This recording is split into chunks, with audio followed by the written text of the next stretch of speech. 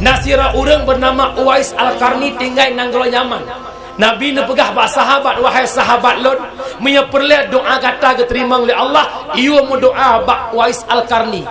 Ketanya oleh sahabat, ya Rasul, pejat bak Uwais Al-Qarni. Uwais Al-Qarni kan penduduk bumi, tapi beliau penduduk langit.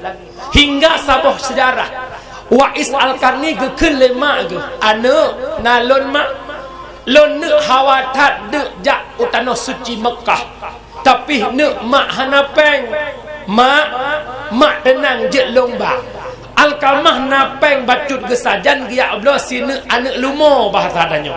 Sehingga Uwais Al-Qarni wateuro getingku lumo cong bukit wate support getingku cong bukit geputan uyu siton naga nyambut anak lumo nyan karaya gepublo lumo le Uwais Al-Qarni gecok peng gepasolam dekih getingku emak ge le Uwais Al-Qarni dari Nanggro Yaman ngentapak ge bamak ke Mekah Al-Mukarramah. Yang paling hebat putra, di saat Uwais Al-Qarni necok pulang le Allah, di saat Uwais Al-Qarni ka meninggal, gebudah orang kampung Bandung ingin genejak semana jenazah Uwais Al-Qarni, ternyata karena orang berpasukan jubah putih yang semana Uwais Al-Qarni genejak pria ija kafan karena orang pria yang berjubah putih gene salat jenazah cukup bunuh ke tempat sembahyang oleh malaikat yang berjubah putih gene putran jenazah dalam kubu karena sopreh dalam kubu manusia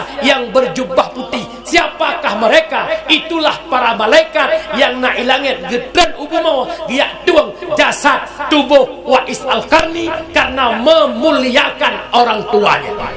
Ya kejut mak lembui tha mak lembui tha hana dua kepada sahabat dia, ya Rasul, sahabat mak ngan ayah ummuka, sahabat mak ngan ayah ummuka, sahabat mak ngan ayah ummuka, sahabat mak ngan ayah abuka. Leboh ke mak taboh ke ya. Mak mengandung, mak melahirkan, mak menyusui, ayah hanya mencari nafkah. Ya kejut hayat tat mak hayat tat. Leboh mak taboh, leboh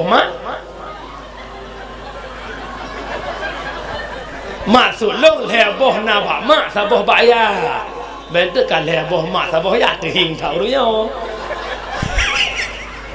Mak mutua orang syilun yang ulun Tuhan muliakan. Yang kejut mak ingat ke pengorbanan orang syiah datang.